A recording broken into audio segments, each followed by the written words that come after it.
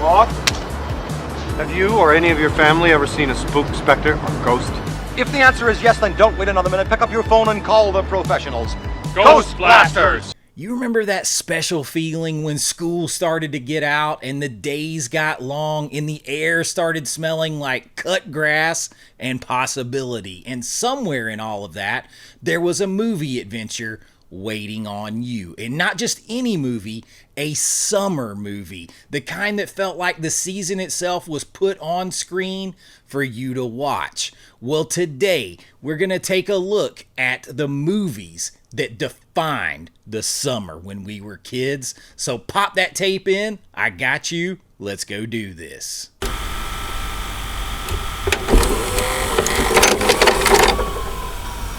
All right, so summer movies. You know, summer used to mean something very specific at the movies. It wasn't just a release window. It wasn't like a marketing category. It was a feeling, a promise, the idea that something genuinely extraordinary was waiting on you at the theater or on VHS tape. That existed nowhere else in the world and could only arrive in the heat of summer. So today we have 10 movies that have that feeling, that captured that for the entire generation, those summer movie vibes, that special magic time when you were a kid. And if you grew up in the era that these films came from, you know exactly what I'm talking about. So let's get into it with the one that coined the summer blockbuster, 1975's Jaws.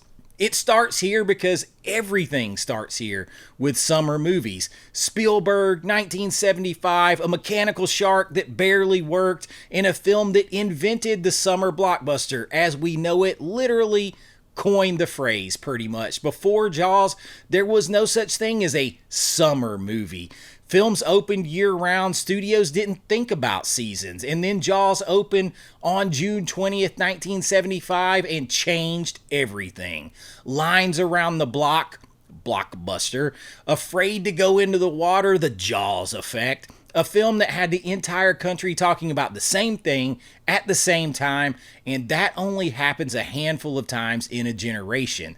But what makes Jaws extraordinary, and I mean this as a filmmaker, is that it genuinely created great cinema as summer entertainment. It's one of the best films ever made. The Indianapolis speech, Quint and Hooper comparing scars scene, the specific dread of something in the water you can't see. These are the tools a filmmaker operating at his highest level is going to use. Jaws invented the summer movie and then spent the next 50 years being better than almost everything else that tried to follow it. Jaws, summer magic. And then 6 years later, we're still in that summer window and we got Spielberg again with 1981's Raiders of the Lost Ark. Spielberg, George Lucas, I can't think of a better combination for summer movie, old school adventure magic. Harrison Ford as Indiana Jones, and the most purely entertaining summer movie ever made. I've watched Raiders more times than I can possibly count. Indiana Jones theme is my ringtone on my phone. As a filmmaker, I study it constantly, and I have the opening sequence alone, from the jungle temple to the boulder chase. It's like a 15-minute masterclass in action storytelling that really hasn't been equaled. It's one of the best movie openings ever. But here's what I want to say about Raiders specifically in the context of summer. This film felt like an adventure, a big summer adventure, not a superhero movie adventure, not a franchise adventure, a genuine pulp film magical adventure, the kind that you would have read in like a paperback or something that your dad might have had.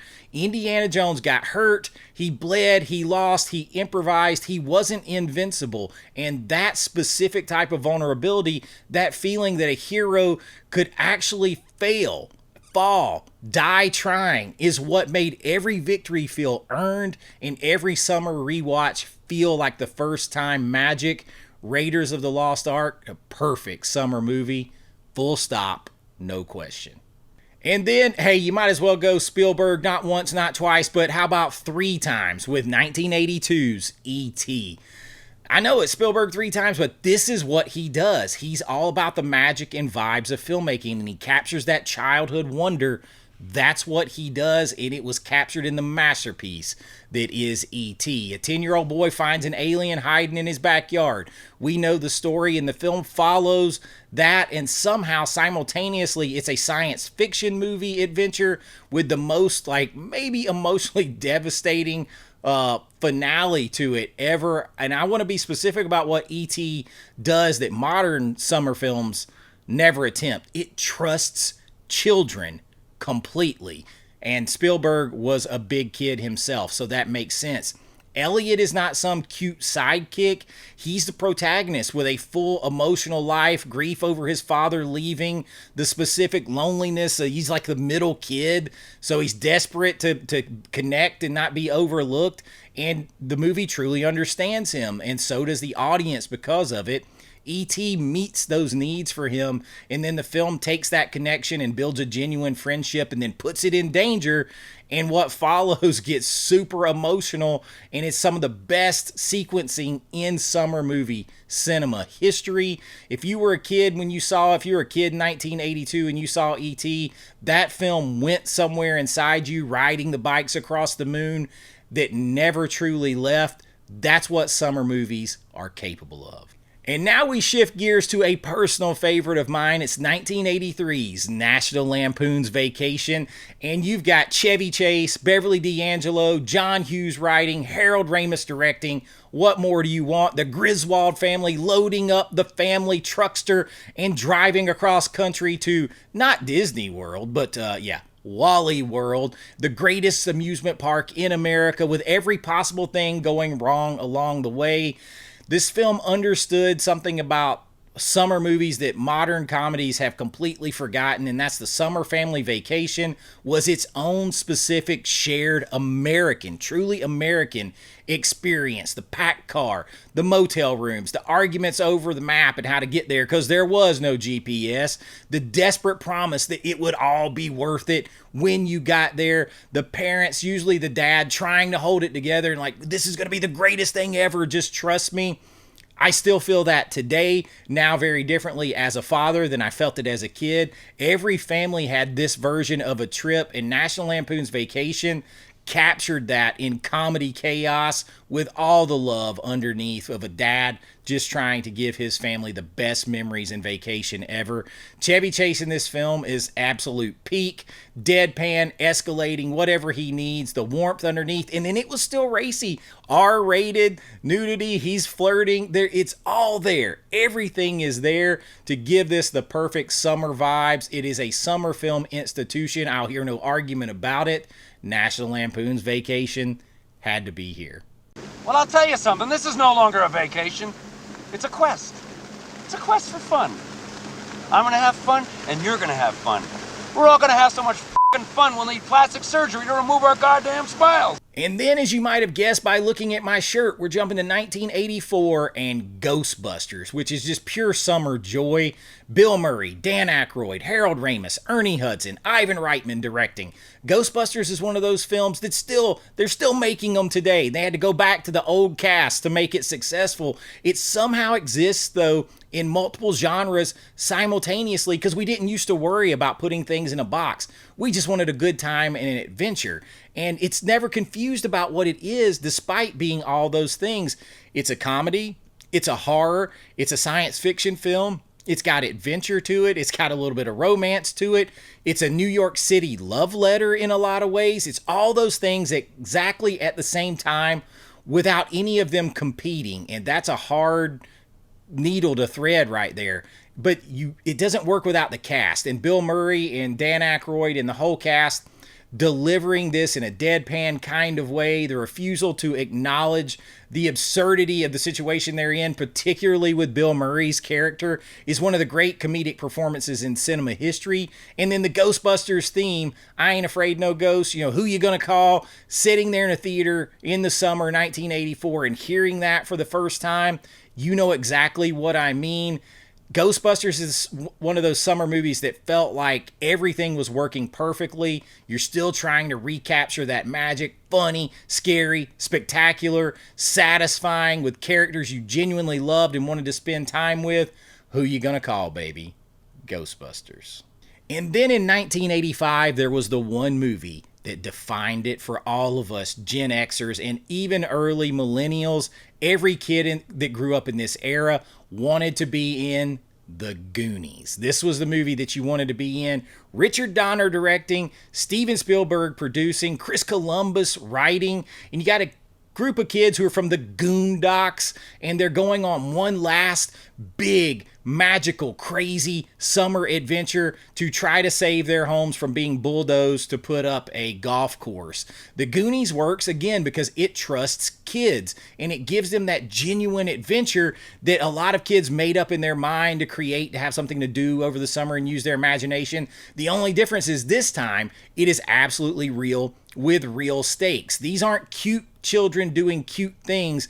These are specific characters with specific voices and cares and worries and talents and shortcomings.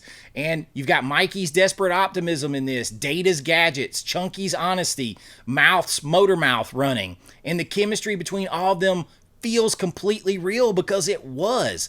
The famous Truffle Shuffle, the Fratelli brothers, Sloth, hey you guys. If you were between like 5 and 15 in 1985, The Goonies was not just a movie. It was a feeling. The feeling that any adventure that you could dream up in your mind was possible, that kids could do extraordinary things, that the summer ahead of you contained something genuinely remarkable if you were brave enough to go and find it. And that's why Goonies never say die. And then, of course, you can't talk summer movies without talking about Top Gun. Now, you've got Tony Scott directing this with all of his style, Tom Cruise really becoming a big star, and he is Pete Mitchell, Maverick. The film captured something special about summer of 1986 that nothing else never quite replicated. Top Gun is pure sensation, pure style, pure emotion, pure adrenaline, the jets, the speed, the sunsets, the motorcycles, the soundtrack. It is a film designed to make you feel something physical, that specific rush of pure American hell yeah confidence at its absolute peak. And here's the thing specifically about Top Gun right now. As of this week, it's been re-releasing right alongside Top Gun Maverick, which has the same energy and style for its 40th anniversary. 40 years and people are still going back to see it because that sensation, that specific feeling of summertime cinema spectacle, American celebration that makes your heart rate go up is something that modern action films almost never deliver anymore. They're too busy with franchises and shared universe and mid-credit scenes and, you know, whatever message they have in here to make you feel something real for 2 hours. They can't do that. They can't be bothered with that anymore. Top Gun made you feel something real, no apology, no qualification, pure feeling. If you haven't seen it in the theater, this is your moment. Go fly into the danger zone. And then the same summer, completely different film. 1986's Stand By Me. And this is one that captured maybe the actual feeling of summer itself better than anything else. Rob Reiner directing a Stephen King story, 4 boys walking down railroad tracks in the heat of the Oregon summer to find a dead body. The description sells it short a little bit. What Stand By Me actually is, and what I understood more deeply the older I got, is a film about the last summer with your friends, your last summer before everything changes. The summer where you're still young enough to do something genuinely crazy and adventurous with your friends, but old enough to understand that something was ending. Not yet old enough to know exactly what, but you could feel it. River Phoenix in the film, I need you to think about River Phoenix because 12 years old and delivering one of the best performances of such raw honesty and emotion in this film that 38 years later will still stop you cold if you watch it. And Stand By Me understands something that a lot of other films in the summertime don't, and that is summer is not just about adventure and spectacle. It is about those things and fun, but it's about time passing, about changing, about growing into something else the next year, knowing that somewhere underneath all the heat of the summer, something is ending even as you are living it. And if you've never had friends later on, like the ones you had when you were a kid, it will stick out and you will remember it. Does anyone have that feeling anymore? It's there in Stand By Me. Then we have one that's a little underseen if you think about it. It's 1988's The Great Outdoors. John Candy, Dan Aykroyd, John Hughes writing, one of the great underseen summer comedies of the entire decade, in my opinion. The Chet Ripley family goes on a perfectly planned vacation to the Wisconsin woods, and Chet's brother-in-law, Roman, shows up uninvited with his impossibly perfect yuppie family.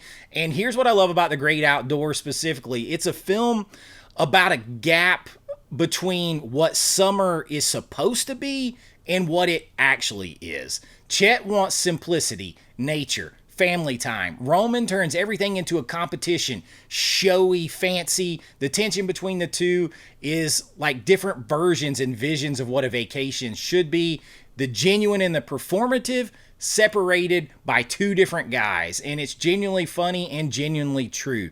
John Candy in this film is everything: the warmth, the being the good dad, frustrated decency, all of those things. And then you've got Dan Aykroyd playing the yuppie perfectly. It's also worth noting this is coming out right now for this summer, getting a beautiful new 4K restoration release from Kino Lorber. So I imagine it's going to look even more breathtaking than it already did with those big woodscapes in there. That's the one to watch. It's a summer comedy that somehow never gets the credit it deserves. So I wanted to highlight it here because it has all of those vibes. And then finally, here we are at Jurassic Park for 1993, and Steven Spielberg again. What can you say? Welcome to Jurassic Park, because of course 1993 in the last maybe truly great summer of the blockbuster era as we know it. Maybe I'll do a video on that. Jurassic Park is the film that proved what summer movies were capable of at their absolute ceiling. Listen, I'm convinced that the CGI and the dinosaur work in this has not been matched today, over 30 years later. They still look the most real, the most convincing, the most believable in 1993's Jurassic Park. And this film proved that you could have that sense of awe, adventure, wonder, and genuine danger. This is based off a Michael Crichton novel. The specific wonder of seeing something on screen that nobody had ever seen like that before. The dinosaurs look better than anything. I promise you. I still believe that. And that took the audience's imagination to a whole other level, and it earned that wonder and awe. The moment the T-Rex appears, the ripples in the water, the footsteps, and then there it is. And you are not ready because you don't know what's coming, because Spielberg has built the tension with what you don't see, and your body simply can't help itself. You're like, oh my God, there it is. Jurassic Park made over $1 billion in 1993, and it was the highest grossing film ever made at the time. It remains one of the most purely thrilling cinematic experiences in the history of summer movies. It is also, and I mean this for real, the last film that gave me that specific feeling of what films are all about at the movie theater in the summer. The feeling that summer had delivered on something that is genuinely extraordinary, something that we carried with us, I carried with me. After 1993, summer movies began to change. The blockbuster became a formula. The wonder became a product. The feeling, that specific feeling became more increasingly rare, and we are all still chasing it, and we probably always will be, because once you know what it feels like to sit in a dark theater in the middle of summer and have a movie transport you somewhere else, a whole other place, that portal closes behind you when you enter that theater and you go somewhere else and it takes your breath away, nothing else quite replaces it. So there you go, 10 films, 18 years, the entire golden era of summer movies, from Jaws inventing everything in 1975 to Jurassic Park perfecting it in 1993. Somewhere in between was your childhood, my childhood, and these were the movies that made it feel that way.